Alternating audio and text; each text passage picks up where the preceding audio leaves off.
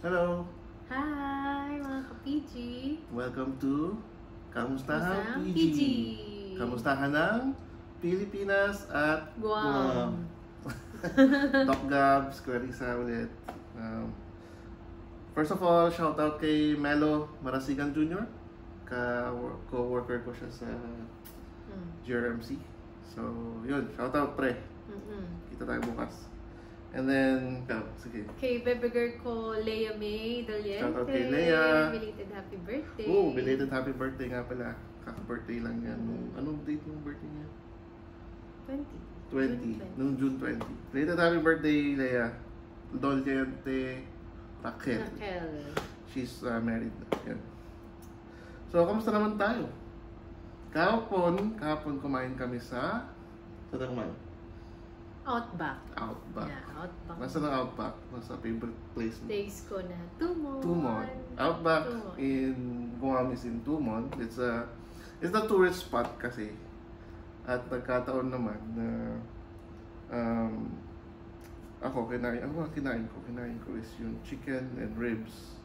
Kinain mo yung Caesar salad with steak. Okay, so What can you say? Ikaw muna. Ako, yung salad okay naman. Yung steak, mas masarap pa rin ng steak mo. I mean, I agree. Yung chicken and ribs ko, okay naman sila. I mean, masarap naman yung steak. Medyo, could have been better. Do you recommend this? We do not recommend this. For the first time, we actually do not recommend Outback. With reservations naman. I mean, kung tourist ka, masarap naman siya. In the first place, marami naman Outback. Kahit naman sa Pilipinas, may Outback. Diba? Yeah.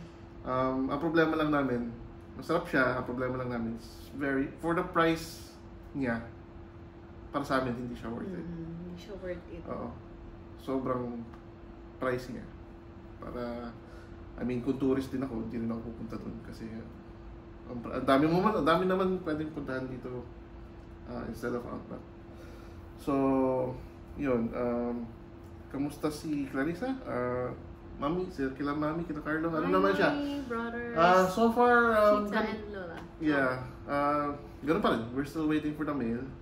I was expecting na meron na kahapon, pero pag-check nila, Dad, wala pa rin daw. So, hopefully, by next week, makuha na yung schedule for biometrics. So, hopefully. I mean, we're getting there naman. Wala nang makakapigil. Kasal naman na kami, okay na. So, ano na lang yan. It's a matter of time na lang. So, yun. Kamusta naman kayo dyan sa Pilipinas? Ano mga issue? May issue akong nakita eh. Anong issue? May issue na si Rosmar, isang mga vlogger to. Vlogger. Si Rosmar at saka influencer si Labador. Labador. May parang mission sila sa Coron na parang magpapasaya, mamimigay ng something. Kaya lang ang ending ay nagkagulo kasi hindi organized kasi. May nagreklamong staff. Yeah, ng munisipyo. Ano ba munisipyo yun? I don't know. Basta sa Coron. Basta sa Coron siya. Ngayon, nagkaroon ng confrontation, nagreklamo yung staff online. Actually, opinion niya. Yes. Lahat naman pwede magkaroon ng opinion, di ba? Porque hindi maganda yung opinion eh. Sinugod, dinuro, pinahiya, whatever. Oo. Yes, they do have good intentions. Pinamukha na parang... Para sa kanila yung ginawa. Oo, tumulong na nga sila. Pero ang ending, mayroon yung kasuhan ng persona non grata. Which is I don't think it's warranted. I mean, may sabihin ako sa inyo, nung intern pa lang, kahit ikaw hindi mo to alam, nung intern ako, ang nakakalam lang ata si Sister Honey. Sister. Ang ginagawa ko nung intern ako, pag uwian na, bumibili ako ng yung hanggat kaya kong bilhin sa McDo. Tapos may mga homeless kasi doon sa palibot ng UN. Binibigay ko. Binibigyan ko sila isa-isa. Pero ngayon ko lang sabihin to after after 12 years. 12 years? Oh yeah, after 12 years, kaya mo na sabihin, binibigyan ko sila every pa-off na ako after 36 hours ng duty. After work? After clerkship. Internship. Oh, yun. Binibigyan ko sa kanila. And never ko binideo. Never ako nag-video, never ko yung pinost. I mean, I'm just saying, kung tutulong ka. Hindi for the vlog, hindi for fame, for promotion. For charity, pero charity daw. Yes. I mean, more power to you, Rosmar, at saka Labrador, pero hindi na sana umabot ng ganyan kung, in the first place, kung organize sana na maayos. Alam na ng mga tao kung ano yung na-expect nila. And kung may ganyan man na opinion, sana pinalampas nyo na lang. Kasi lahat naman ng tao pwede magkaroon ng opinion. And then, may isang malaking issue. Yung sa West Philippine Sea. Ano sabi mo dito? Sana hindi umabot sa gera. Pero may pumapasok mo sa bakuran mo, naangkin na yung bahay mo. Tapos may mga nasaktan na.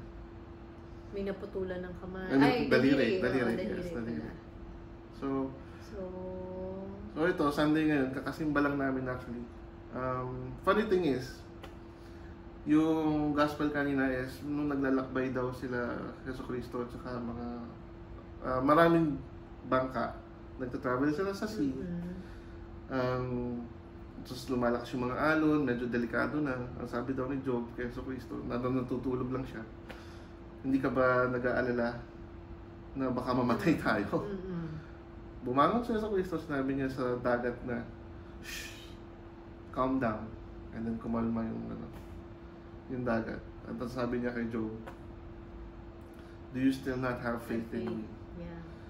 So, kung may kaguluhan sa karagatan, parang naisip ko na, huwag kayong mag-alala, may tutulong sa atin.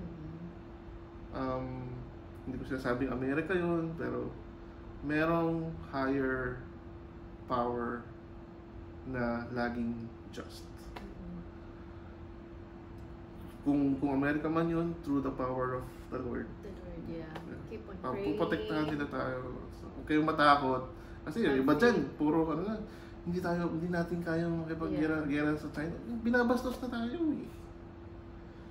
Madami na silang ginagawang hindi maganda eh. So, I mean, welcome naman sila kung legal, tsaka yung mga business nila, walang problema, fine.